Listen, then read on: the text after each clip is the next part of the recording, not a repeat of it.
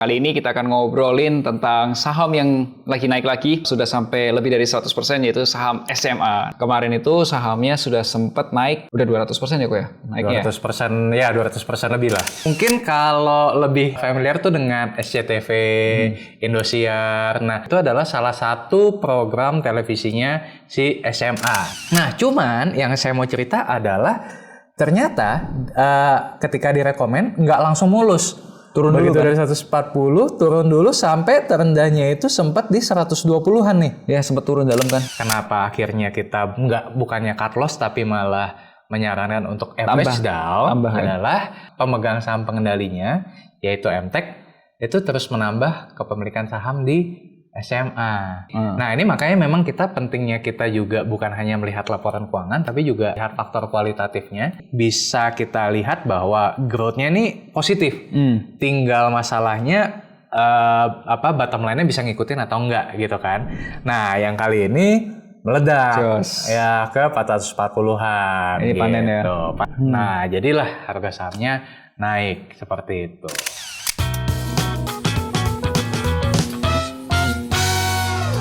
Halo Sobat Finansialku, kembali lagi nih bersama FinTalk, Finansialku Talk Podcast. Nah, kali ini kita akan ngobrolin tentang saham yang lagi naik lagi, sudah sampai lebih dari 100%, yaitu saham SMA. Nah, kali ini kita akan ngobrol-ngobrol tentang investasi di saham SMA bersama Ko Rifan Kurniawan. Halo Sobat Finansialku, semoga sehat selalu. Ya, jadi teman-teman, ini tuh adalah salah satu saham yang direkomendasikan sama Ko Rifan. Seingatku tuh di tahun kemarin ya, akhir tahun ya? 2024 awal sih sebenarnya. Awal tahun ya, Januari ya?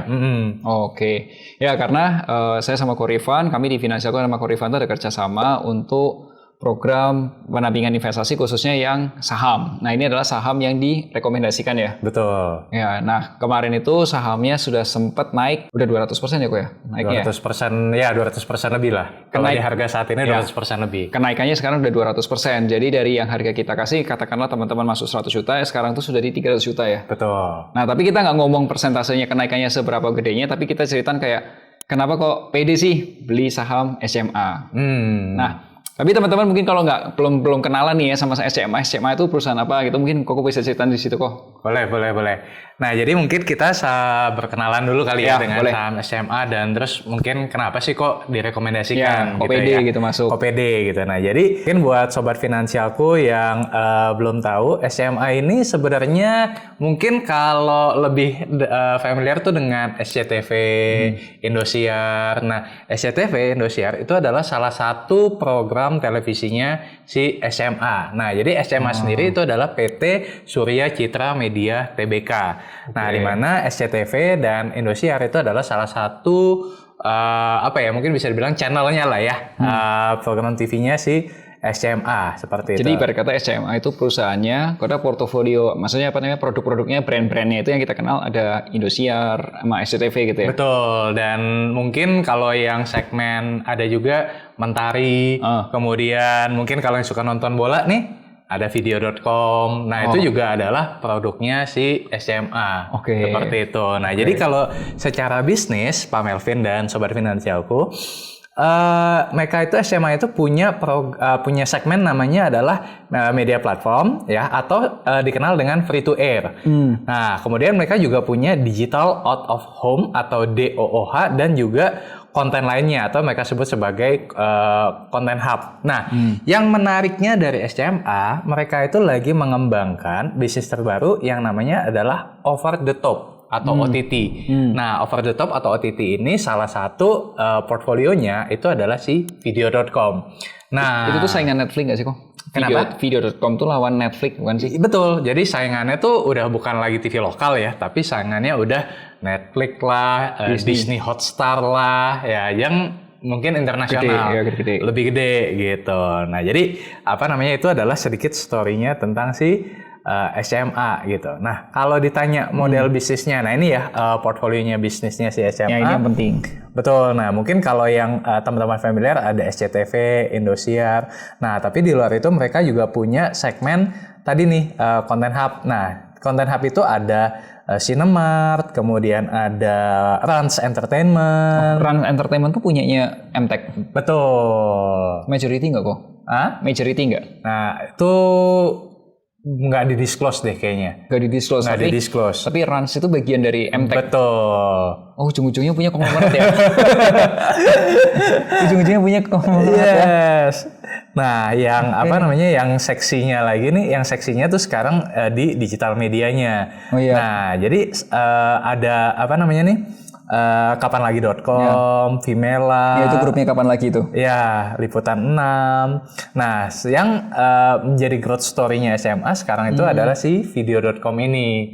Gitu. Kemarin kan pernah sempat dikabarkan video.com itu katanya mau IPO ya? Betul. Tapi masih tarik mundur terus nih, belum tahu nih bener apa enggaknya. Betul. Nah, saya sempat ikut RUPS ya dari SMA. Nah, saya tanyakan hal yang sama juga. Nah, menurut keterangan manajemen, ya video akan IPO cuma saat profitable. Berarti sekarang belum. Oh. Gitu. Nah, cuman kan narasi ini kan terus berkembang ya. Benar atau enggaknya kan ya kita belum tahu nih. Nah, cuman kalau dari manajemen mengatakan bahwa akan IPO kalau sudah profitable. Nah, ini yang akan jadi story kenapa kita waktu itu juga rekomen ke SMA sebenarnya, Pak Melvin gitu. Nah, kalau yang di sebelah kanan ini adalah sales breakdown-nya. Jadi 57% itu masih dari segmen television and other platform media gitu kan. Nah, digitalnya sekarang mungkin masih belum yang menjadi yang paling besar, itu sekitar 17%-an. Yang paling gedenya apa tuh kok? Masih televisi yang tadi tuh SCTV, Indosiar. Karena memang benar kok kalau misal di ini ya di teman-teman agensi, kalau misal di per-agensian tuh teman-teman kan yang dipakai tuh belanja iklan. Ya. Belanja iklan tuh kalau misal teman-teman lagi nonton film di tempatnya kayak di mana? Di SCTV atau di Indosiar tuh ada iklan. Nah, itu tuh belanja iklan itu tuh ternyata masih lebih dari 50% tuh masih di iklan televisi. Betul. Bukan di digitalnya ternyata. Bukan di digitalnya.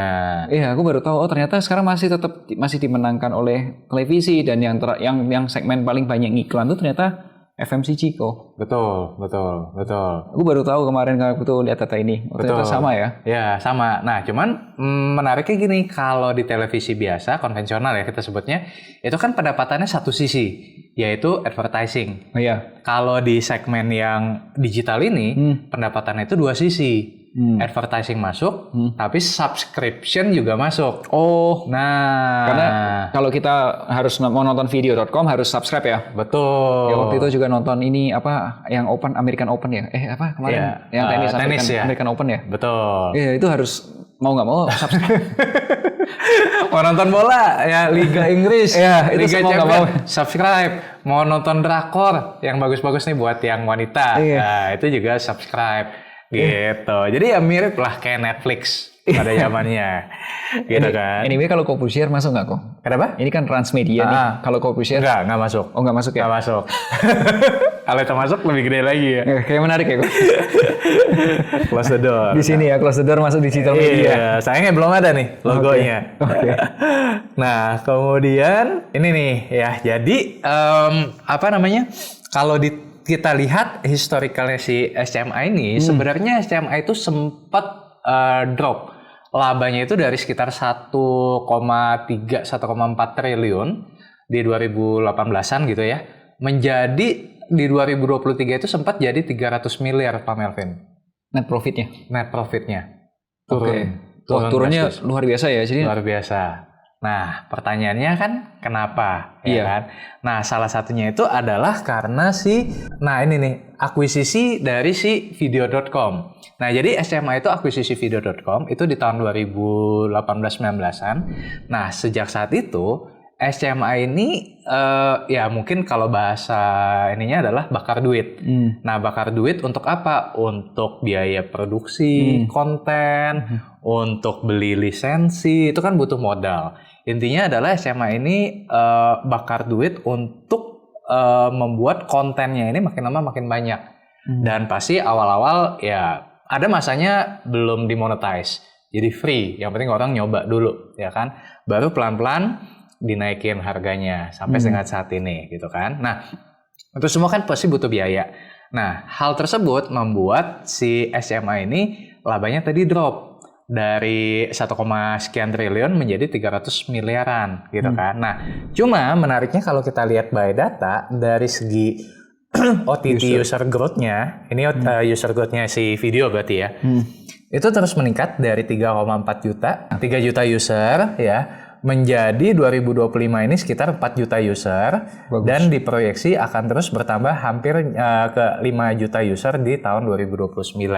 Bagus. Nah, jadi itu dari segi pertumbuhannya ya. Kemudian dari sisi share-nya. Nah, ini kalau misalkan kita lihat ya, di tahun 2020 mungkin secara segmen si siapa namanya nih? TV. Si TV ini masih 47%. Ya, sementara si digitalnya itu masih 37%. Tapi diproyeksi di tahun 2027 itu akan bergeser. TV itu jadi 34,2%, tapi si segmen digitalnya itu akan menjadi 59%. Berarti ini tuh investasi untuk yang nanti digital adalah yang kayak motor. Jadi revenue gedenya dari digital gitu kok. Betul. Jadi sekarang Pinter yang TV-nya itu di maintain. Nah, digitalnya itu di boost sama dia. Jadi source of engine-nya yang nanti 2025 ke atas itu adalah dari si segmen digitalnya ini. Pinter ya. Jadi bisnisnya di bidang tentang penyiaran gini, broadcasting mungkin istilahnya ya. Itu tetap bisa sustain ya. Karena Betul. dia belanja ya. Betul, gitu. Nah, Luar jadi biasa. itu adalah pergeserannya dari si SMA gitu bagus. kan. Nah, kemudian kalau dari segi ininya nih, dia sekarang udah nomor 1 mengalahkan kompetitornya seperti Viu, Netflix, dan Disney Plus in terms of numbers of subscriber. Ini kalau berdasarkan data ya. Di Indonesia. Di Indonesia. Nah, klaimnya sih seperti itu nih. Ya, dari video.com itu sekarang udah jadi number 1 video streaming dari segi jumlah downloadnya. RCTI Plus kalah. RCTI Plus nomor 4. Oh. Seperti itu. Kemudian ini nomor 1 juga di video streaming ya by consumer spending ya, berarti kan belanja iklannya tadi ya, dan juga by MAU-nya atau monthly active users-nya ya, video sekarang nomor 1 seperti itu. Nah, ini nih yang tadi saya bilang nih Pak Melvin. Jadi di 2019 ketika akuisisi video, nah video ini karena tadi harus bakar uang, itu sampai dengan tahun 2023 itu sebenarnya merugi, dan kerugiannya makin tahun makin besar. Iya, gede banget ya. Kayak 2021 ke 2022 tuh dari yang minus 91 M jadi minus 710 M. Betul. Wow. Nah, kenapa? Kalau 2022 kan mungkin kalau teman-teman ingat waktu itu lagi ada Piala Dunia, World Cup, beli lisensi. Pertama kalinya masuk Liga Champion waktu itu kan ikut semua lisensi kan. Biaya gede ya kan. Terus ya dia bikin konten-konten baru lagi. Nah, itu kan butuh biaya yang besar sekali kan gitu. Jadi sebenarnya dari segi pendapatannya atau revenue-nya meningkat, cuman karena biayanya juga meningkat ya dia masih bottom line-nya masih negatif. Nah, cuma kenapa saya mulai masuk atau mulai merekomendasikan ke client advisory itu di 2024, kalau kita lihat nih secara data kerugiannya video ini udah turun dari yang 898 hampir 900 M gitu ya. Sekarang udah 704 M. Betul. Dan di first half 2025 itu hanya negatif 335 miliar. Seperti itu. Jadi kita bisa katakan bahwa kerugiannya sudah mengecil, dan BEP-nya itu diproyeksi 2 sampai 3 tahun ke depan gitu. Nah, meskipun belum profit lah ya, tapi karena kerugiannya ini mengecil ya, otomatis secara konsolidasi laba SMA ini mulai naik nih. Oh, ini videonya sendiri ini ya? Only videonya aja. Oh. Nah, jadi kita tahu nih bahwa sebenarnya SCTV-nya masih profit, Indosiarnya masih profit. Cuma yang bikin bottom line SMA turun atau gara-gara ini. Iya, karena si video.com ini. Gitu. Cuman kan tadi nih harus bakar duit dulu supaya dia bisa jadi nomor 1. Begitu dia nomor 1 baru di monetize, dan itu kan cara yang dilakukan Netflix juga anyway. Semua istilahnya winner takes all ya. Winner takes all. Winner takes all. Gitu. Oh. Gitu. Nah, tapi meskipun secara bottom line atau secara kuantitatif belum terlihat positif, at least kita bisa lihat dari segi kualitatifnya gitu ya. Direct SVOD subscriber Ya, ini bertumbuh dari 20,3 juta subscriber di 2022 menjadi 30 juta subscriber di SVOD itu apa kok? SVOD itu, saya lupa kepanjangannya apa, tapi intinya ini adalah S-nya saya lupa, tapi VOD-nya itu adalah video on demand. Jadi kayak orang yang subscribe lah, seperti itu. Nah, kemudian ini ada online video revenue, itu juga tumbuh sekitar 17% gitu. Nah, jadi kan dari hal-hal yang sifatnya adalah kualitatif ini bisa kita lihat bahwa growth-nya ini positif. Tinggal masalahnya bottom line-nya bisa ngikutin atau enggak gitu kan. Nah, ya sebagaimana bisnis pada umumnya ya, begitu dia sudah menguasai market, baru dia akan monetize. Nah, makanya targetnya dari si manajemen SMA ini 2-3 tahun itu akan BEP gitu, dan bahkan mungkin positif gitu kan. Betul. Gitu. Nah, balik ke si SMA valuasinya. Nah, waktu itu induknya. Ya, waktu itu tuh kita harga sahamnya itu masih setahu waktu itu Koko rekomend di bawah 200 perak. Iya, di bawah 200 perak. Ya kan, malah waktu itu di 150-an. Jadi waktu itu kita mulai rekomendasi itu kan di Februari ya. Iya. Nah, Februari itu harga sahamnya masih di 140-an, Pak Melvin. Iya. Nah, masih ingat nggak teman-teman? 2024 bulan Februari itu ada apa? Februari 2024 tahun lalu ya. Tahun lalu ya, Februari 2024 ya. Apa ya kok ya? Pilpres. Oh iya Pilpres. Nah, jadi emang efek ke video.com? Enggak, ke SMA-nya. Oh iya, kalau SMA-nya iya. Betul. Ya. Nah, jadi kan SMA itu naturally dia akan dan juga emiten media lainnya ya, itu kan akan diuntungkan dengan penerimaan iklan yang meningkat. Itu kan prime time lah. Semua orang pengen tahu programnya presiden baru seperti apa gitu kan. Nah, itu akan mendongkrak kinerjanya SMA. Nah, jadi meskipun secara di 2024 tadi video.com masih merugi dan cukup besar, tapi secara penerimaan iklannya lumayan besar lah. Meskipun nggak sebesar waktu di Pilpres 2019 lalu. Karena kan udah zaman digital nih, jadi agak berkurang juga gitu. Tapi at least ngebantu gitu kan. Jadi itu sebenarnya awalnya tuh Pak Melvin. Nah, cuman yang saya mau cerita adalah ternyata ketika direkomend nggak langsung mulus.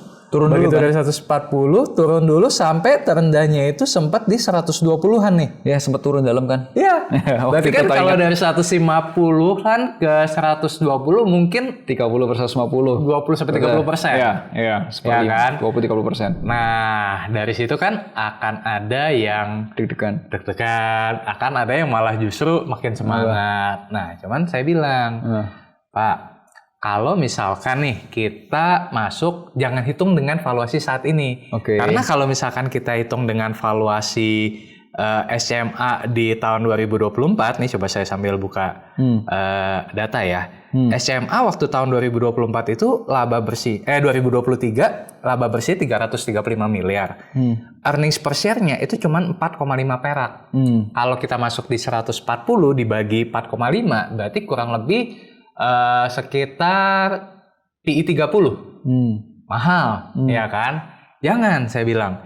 Kita asumsikan at least dia tuh kayak di tahun 2019 atau 2018 saat ya belum labanya itu belum terdistorsi oleh si video tadi. 2018 itu laba bersihnya video itu sekitar 1,4 T. Ya kan? Berarti EPS-nya itu adalah 20 perak. Kalau kita beli di 140-150-an, berarti kan kita beli di PI 7-8 kali. Murah dong. Masih oke lah. Ya kan, masih oke kan. Nah, hal yang sama, kalau kita asumsikan labanya SMA akan menuju balik ke arah sana, berarti sekarang nih di harga sekarang, itu kita beli 7 kali sampai 8 kali PI. Apalagi di 120. 120, berarti PI-nya itu sekitar 6 kali. Ya kan, gitu loh. Itu satu.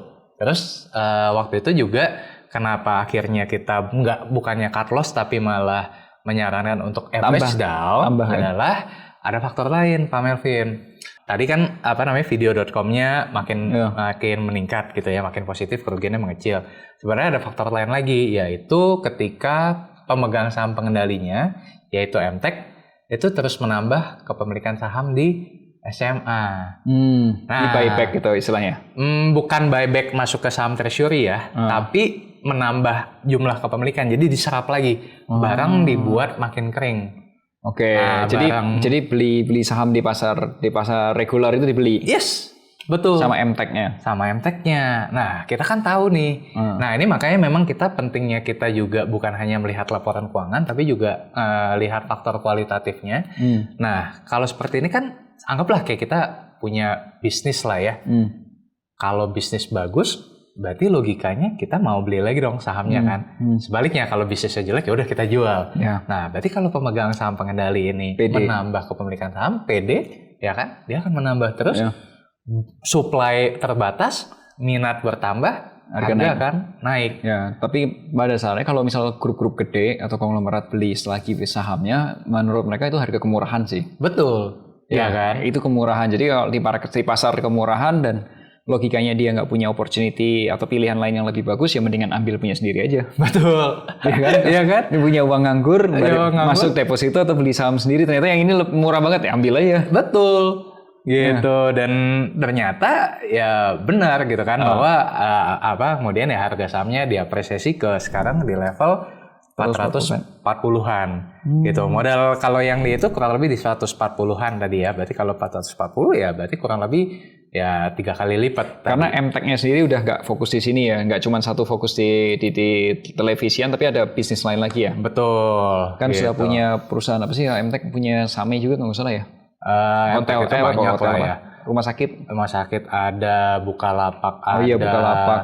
Ya kan, banyak gitu loh. Nah, SMA ini salah satu portfolionya MTEK juga gitu. Jadi kebayang ya Sobat Finansialku bahwa dari segi fundamentalnya mendukung, yaitu story-nya tadi ada ya, kerugiannya video mengecil, labanya SMA mulai naik lagi ke 450-an miliar, ya kan. Kemudian ada ekspektasi Video.com ini akan IPO, ya kan. Nah, kalau Video.com ini IPO kan valuasi SMA akan jadi lebih murah gitu kan. Terus kemudian pemegang saham pengendalinya juga terus menambah kepemilikan. Nah, jadi kan dua-duanya dapat nih. Betul. Fundamentalnya ada, ditambah dengan katalis positifnya juga ada. Nah, jadilah harga sahamnya naik seperti itu. Ya, tapi kalau bicara tentang time frame-nya nggak bisa main harian atau mingguan kayak gini ya? Nggak bisa. Nah, yang lebih menariknya lagi, Pak Melvin. Jadi, ini kalau misalkan kita lihat ya, ini kan sempat sebenarnya harga sahamnya di awal 2025 bulan Februari itu sempat ke 220. Ya. Waktu itu, kalau berdasarkan hitungan, kalau kita pakai kinerja yang lampau ya, di luar IPO-nya video, itu nilai intrinsiknya memang di 200-an. Nah, jadi kan begitu 220 ada nih kita taking profit. Ya, taking profit parsial.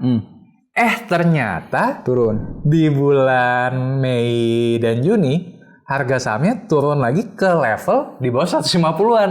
Oh iya. Jadi kan kayak balik lagi nih ke titik modal gitu kan. Kita rekomen beli lagi. Iya. Terus itu terbang lagi. Kita masuk lagi, ya kan. Jadi dari yang awalnya tuh sekitar 20%-an dari portfolio, kita waktu itu rekomen taking profit setengahnya 10%-an. Oh, berarti berarti saham SMA di dalam investasinya kita yang tadinya udah 20% turun 10%. Turun 10%. Karena taking profit. Ya. Begitu turun lagi ke di bawah 150-an, kita tambah lagi 10% lagi. Jadi 20% lagi. Berarti kan kalau ditambah dengan yang udah di taking profit, ya kurang lebih 30% portfolio kan. Nah, yang kali ini meledak ya ke 440-an. Ini panen ya.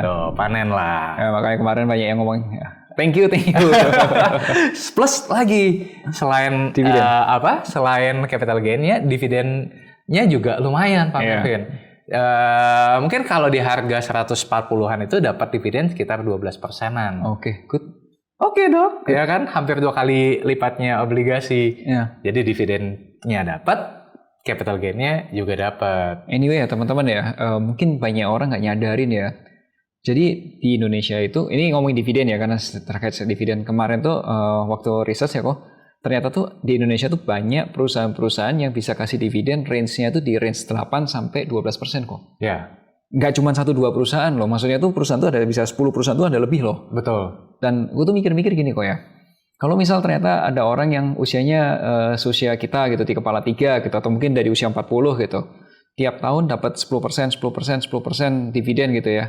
Berarti 10 tahun berikutnya kan udah balik modal semua ya? Balik modal semua. Berarti kan itu perusahaan kayak mau harga berapapun gue udah untung dulu, udah BP kan? Udah balik modal. Ya berarti mau saham itu mau naik 100%, mau turun sampai 100%, nggak ada harganya sama sekali pun gue udah nggak ada ruginya kan? Betul.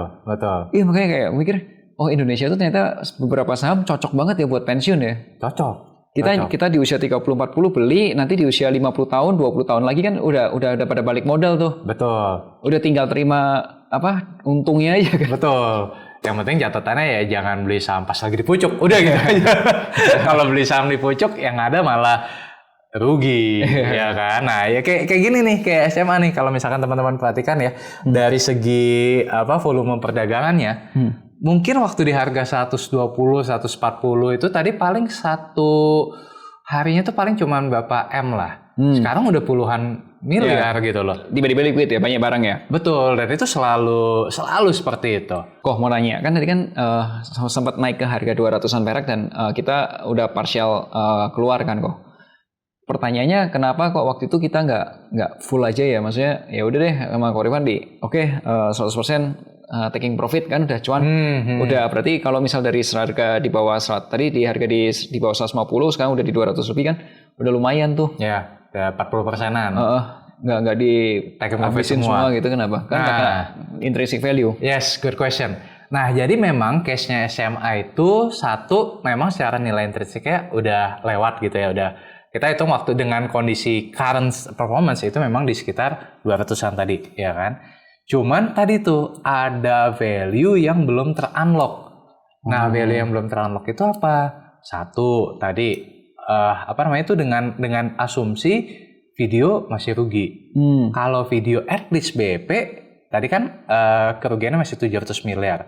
Dengan kerugian video 700 miliar, sekarang labanya SMA sekitar 400 miliaran. Kalau BEP, berarti yang negatif 700 miliar jadi nol lah, anggaplah. Berarti kan labanya SMA ini dari 400 miliar naik lagi jadi 1,1 atau 1,2 triliun. Oke. 1,1 sampai 1,2 triliun itu setara dengan earnings per share itu mungkin kurang lebih sekitar hampir 20 lah, 15 sampai 18 gitu kan. Which is kalau dengan harga 200-an itu masih terlalu murah. Makanya kenapa kita masih hold sebagian gitu. Jadi kita tidak bisa hanya berpatokan pada current condition. Kalau current condition iya, mungkin intrinsic value cuma di 200-an sampai 220-an, which is kita take profit partial. Tapi kita acknowledge waktu itu ada value yang belum ter-unlock. Itu satu. Terus yang kedua yang bikin ya kita masih memutuskan untuk rekomendasi hold sebagian itu tadi si MTEK ini terus menambah kepemilikan. Nah, berarti kan dari sini kita bisa membaca arah nih. Ada something nih, value yang belum ter-unlock. Ya kan, akan terlalu cepat kalau kita langsung taking profit semuanya. Nah, tapi saya merasa bahwa itu keputusan yang bagus. Kenapa? Karena kalau misalkan kita di 200-an kita juga nggak taking profit sama sekali, begitu harga sahamnya turun lagi ke 150, pasti ada perasaan nyesel. Kenapa waktu itu saya nggak taking profit dulu? Yang ada kebanyakan orang, Pak Melvin, begitu nyesel, dia baru buang barang di bawah. Salah ya padahal ya. Salah. Nah, kalau kita udah taking profit parsial dan ternyata harga sahamnya turun, kita masih bisa, untung kita sudah taking profit dulu sebagian kemarin. Keren sih. Ini namanya The Stoic ya, benar-benar Stoic ya. Kemarin gue baru baca buku itu The Stoic Path to Wealth. Oke.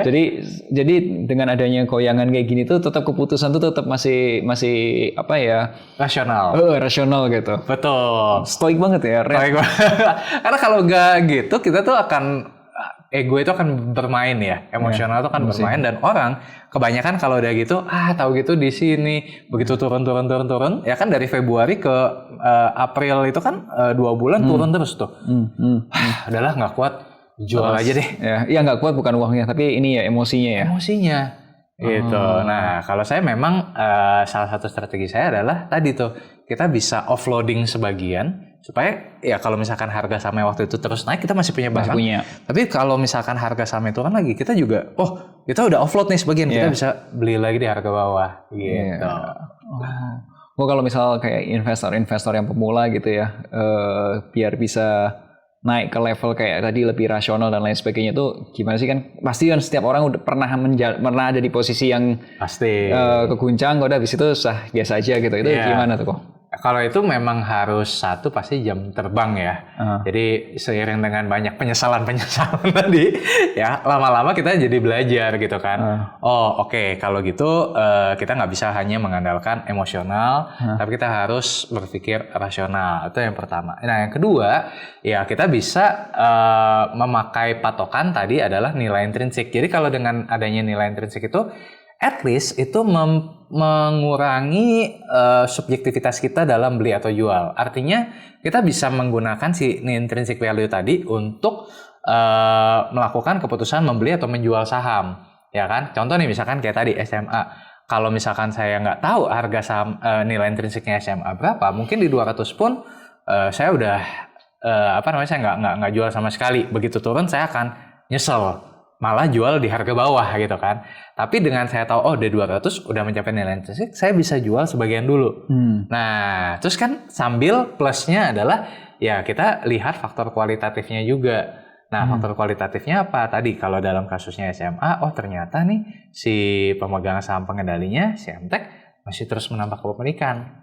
Common sense kita bekerja kan. Masih ada something nih. Nah, ternyata kan baru abis itu ya videonya akan IPO lah segala macam. Jadi itu akan mengurangi keputusan itu dikendalikan oleh emosional tapi lebih ke rasional. Gitu. Pasti ada yang nanya, sekarang masih pegang SMA nggak? Pasti ada yang nanya. Ya, kalau sekarang kita udah partially taking profit lagi karena toh juga udah naik bagus. Ke 200% lebih ya kan. Tapi kita masih hold sebagian. Tapi kalau kamu beli hati-hati ya. Maksudnya karena harga sudah di atas nilai intrinsik kan. Ya, betul. Ya, berarti artinya kamu udah nggak punya diskonnya udah nggak ada tuh sebenarnya karena dia di atas nilai intrinsik gitu. Betul. Even kalau misalkan balik ke 1,3 1,4 triliun tadi dengan earnings per share 20-an berarti 400 bagi 20 udah PI 20 kali lebih ya udah agak mahal lah kalau sekarang. Itu bukan under value stock sekarang posisinya.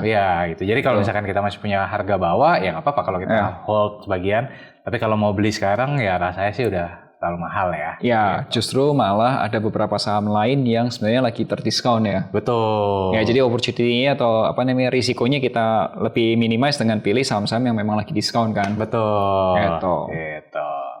Kok kalau misalnya ada orang-orang yang nanya mungkin ya kayak misal kayak gini, mending belajar sendiri atau udah mendingan ikut orang aja gitu deh, ikut rekomen gitu. Ya, pertanyaan menarik sih. Ini pasti pertanyaan sejuta umat juga ya. Kalau saya sih gini, sebenarnya balik lagi ke kita punya waktu atau enggak ya. Karena kan mungkin kalau kita bicara pas COVID, everyone has time, ya kan, banyak waktu di rumah. Mungkin kita bisa tuh sambil belajar. Bukan berarti 2025 ini nggak bisa, tapi ya mungkin waktunya lebih terbatas lah ya. 9 to 5 kita kalau misalkan teman-teman yang profesional bekerja meeting to meeting. Kalau misalkan yang punya bisnis mungkin udah ngurusin omset gitu kan seharian. Mungkin otak tuh udah full gitu kan. Nah, jadi kalau misalkan teman-teman memang masih mau belajar, ya mungkin opsi kelas masih oke. Cuman kalau misalkan teman-teman ngerasa bahwa aduh ini kayaknya udah nggak kepegang nih, bisnis sudah full running, kemudian pekerjaan juga banyak banget, ya mungkin advisory ini bisa jadi salah satu opsi buat teman-teman semua gitu. Karena ibaratnya teman-teman bisa fokus ke pekerjaan atau ke bisnisnya masing-masing. Meanwhile ya untuk investasinya ya kita yang lebih punya waktu lah, emang spesialisasinya di sini untuk bisa menumbuhkan portfolio dari teman-teman seperti itu. Ya, kan waktu itu pernah aku juga bilang kok kalau misal pebisnis punya bisnis gitu, itu salah satu keuntungannya adalah kan kalau dari keuntungan bisnisnya mereka private, misal beberapa klien kita tuh ada yang punya perusahaan distribusi, ada juga yang perusahaan kayak rumah makan atau makanan gitu. Itu keuntungannya, itu kan perusahaan milik pribadi ya. Jadi itu keuntungannya dividennya mereka putar di sini supaya dapat diskon pajak juga kan. Kalau di pasar modal kan diskon pajaknya pajak untuk dividen ya itu bisa 100%. Jadi kalau dividen yang harusnya bayar 10%, kalau dimasukin di pasar modal minimal 3 tahun itu nggak usah bayar pajak kan sekarang ini. Nah tapi kalau untuk karyawan-karyawan yang kerja kantoran kok, yang mungkin duitnya oke 100 jutaan ada gitulah gitu. 100 mungkin masih belum di bawah 1 M. Menuju ke CM-nya gimana kok? What your suggestion? Kalau itu sih menurut saya nggak ada cara lain, memang harus perbesar active income ya. Jadi either dia promosi atau mungkin ya find the other opportunity, atau sekarang ya kita bisa cari side hustle. Kalau sudah ada 100 juta mau dia ke 1 M-nya di tempatnya kayak di saham gitu possible nggak? Possible tapi butuh waktu pasti. Karena kan dari 100 ke 1 M itu kan 10 kali lipat kan. Mungkin kalau kita pakai average rule of 72, berarti katakan misalkan 20% per tahun, berarti per 3 tahun 3-4 tahun uang kita double, berarti mungkin butuh waktu itu sekitar 10 tahun lebih.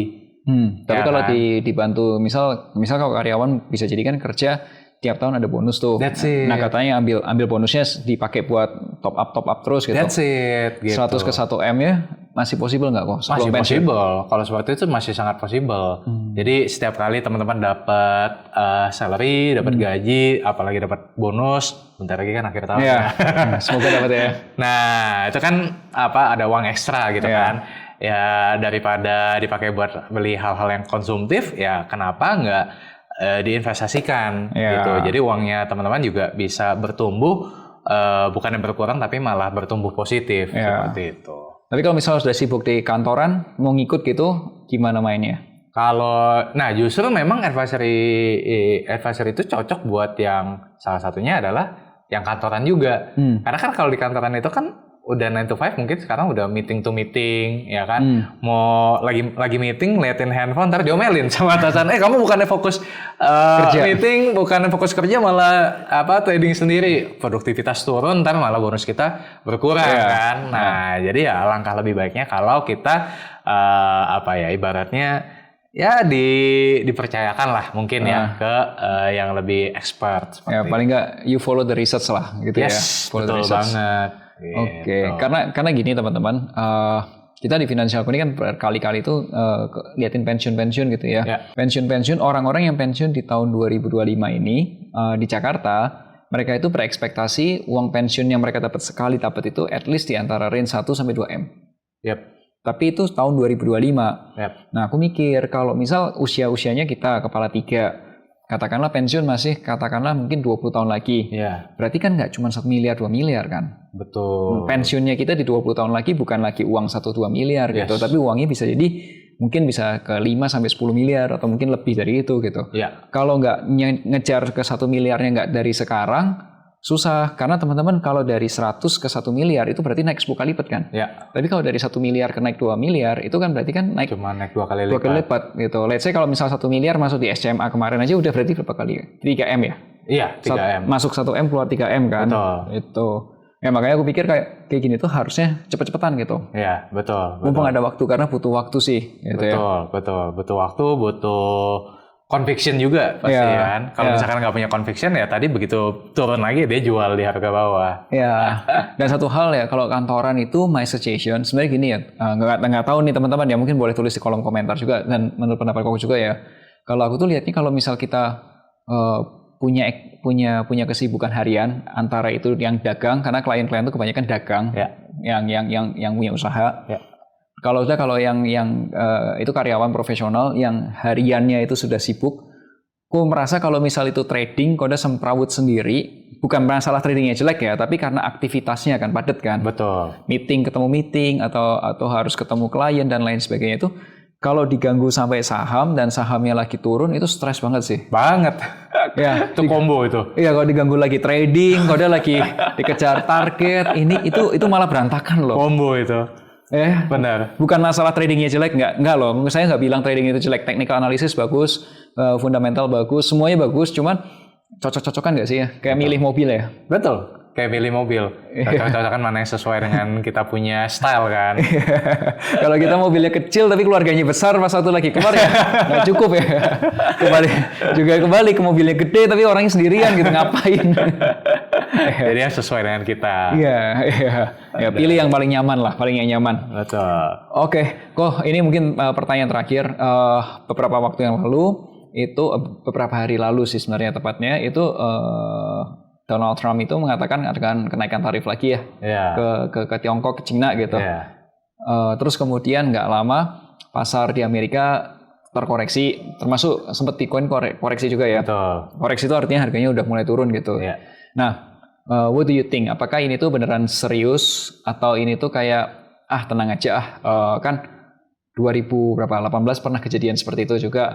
Paling sejelek-jeleknya kurang lebih seperti 2018 gitu. Nah, itu kalau menurut Koko gimana kok? Oke, kalau saya sih lihat enggak ya, karena ini bukan pertama kalinya terjadi. Pas reciprocal tarif 2025 bulan April kemarin, cuma 3 hari, habis itu dia bilang, oke, kita kasih kesempatan buat negara-negara untuk negosiasi dengan kita. Nah, dari situ kan kita udah mulai hafal nih. Oh, ternyata ini tuh cuma akal-akalan Trump doang. Nah, demikian pula yang sekarang dia bilang, oke, kita akan tarif 100% ke China. Itu kan sebenarnya akal-akalannya dia doang. Kemarin ada yang bilang, oh itu mah supaya dia bisa serap kripto di harga murah gitu kan. Nah, makanya kemarin ketika harganya Bitcoin juga jeblok, ya dia mungkin beli lagi. Ya sekarang udah recover lagi. Dan kalau di saham ya, saham itu gini, saham itu akan turun kalau ada surplus effect. Nah, surplus effect itu bisa dari surplus effect itu bisa datang dari suatu hal yang belum pernah kejadian sebelumnya. Nah, sementara yang sekarang ini Trump menaikkan tarif 100% itu bukan kejadian yang pertama kalinya, melainkan sudah berkali-kali terjadi. Jadi sekarang tuh orang udah nggak shock, udah hafal. Ini paling gertak sambel lagi dan ternyata benar kan kemarin. Efeknya nggak separah yang pertama ya. Nggak separah yang pertama dan ya abis itu kan keluar bahwa Trump mulai baik-baikin si Jinping lagi. Kayak gitu-gitulah. Jadi kayak ini dia bilang ini kok kayak drama gitu ya. Iya, apalagi kemarin beritanya kalau di Amerika itu ada namanya government shutdown. Mungkin di Indonesia nggak pernah dengar ya government shutdown ya. Iya. Kita di Indonesia nggak pernah ya. Nggak pernah. Ya itu kayak pemerintah di sana karena budgetnya, kalau mereka nutup beberapa operasional ya. Iya. Itu nggak digaji loh kok. Betul. Si karyawan ASN-nya di Amerika tuh yang government shutdown itu nggak digaji loh. Iya. Ya, makanya Indonesia untungnya enggak lah. Masih bagus. Benar. Ya, itu cuma sementara lagi, nggak mungkin lah negara sebesar itu dibiarkan tidak jalan. Tidak jalan, ya nggak mungkin lah. Oke. Q akhir ini, Q4, kuartal terakhir ini masih banyak saham yang masih diskon nggak kok? Kalau dibandingkan dengan April ya pasti lebih terbatas, tapi bukan berarti tidak ada gitu kan. Karena kan gini, kita kalau di saham itu bukan yang artinya harus banyak-banyakan gitu kan. Kan saham sekarang juga makin lama makin banyak ya, 950-an.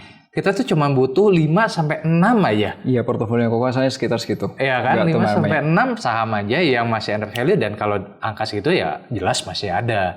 Nggak nyampe 10% ya sebenarnya. Ya nggak perlu nyampe 10%. Ya kan dari cuman 900 ya. Dari 900 kalau misalkan 5-6 ya berarti cuma 0,5%. Kita cuma perlu cari ketemu 5-6 saham aja yang mungkin bisa jadi the next beggar lagi, dan ya sangat possible. Iya. Gitu. Ya, jadi jangan khawatir. Kalau dibilang nanti ini terlambat karena IHSG-nya udah tinggi gitu. Nah, ternyata jawabannya masih ada juga ya. IHSG tinggi itu kan juga karena ya saham-saham konglo, saham-saham yang IPO, ya kan. Cuman kalau misalkan kita exclude saham-saham tersebut ya IHSG sebenarnya masih relatif stagnan loh dibanding tahun lalu. Tapi yang Koko beli kan semuanya konglo semua. Tapi bukan konglo yang itu, konglonya. Ini kan konglo. Iya, bukan konglo yang itu. Beda konglo nih, beda konglo. Gue ini udah di akhir, Koko ada mau sampaikan sesuatu ke teman-teman? Oke, mungkin buat sobat finansialku, pertama ya mungkin meskipun IHSG udah di 8.000, 8.100, memang mungkin kalau di saham itu kan nggak mungkin setiap waktu saham akan terus naik gitu ya, dan demikian pula nggak mungkin harga saham akan terus turun ya. Jadi di setiap kenaikan ya pasti akan ada penurunan. Jadi mungkin kalau di short run saya melihat mungkin kita perlu agak hati-hati dulu ya, karena mungkin akan ada koreksi jangka pendek dulu. Faktornya bisa macam-macam, bisa dari ekonomi, bisa dari sosial politik ya kan, bisa dari makro, bisa dari domestik. Nah bisa macam-macam. Intinya adalah kita jangan all out dulu sekarang. Ibaratnya perang, kita tahu kapan waktunya nyerang, kita tahu kapan waktunya agak berhati-hati atau bertahan. Nah sekarang kalau menurut saya kita tetap boleh ada posisi, tapi juga tetap harus siapin cash supaya kalau misalkan harga sahamnya naik ya kita bisa tetap bertumbuh portfolio, tapi kalau harga saham turun, kita punya cash. Nah, cash inilah yang jadi pembeda dengan orang-orang lain yang mungkin lagi all out nih, atau bahkan mungkin pakai margin gitu kan. Begitu market berbalik arah, mereka akan cut loss dan mereka mungkin hanya akan menjadi penonton aja gitu loh, nggak bisa beli saham di harga murah. Nah, kalau kita menyiapkan cash, itu kita bisa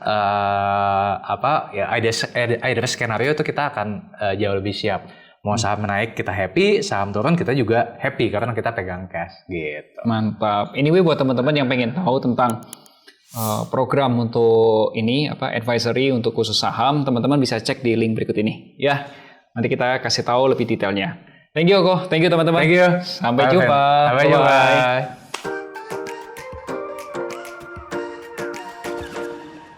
Wujudkan masa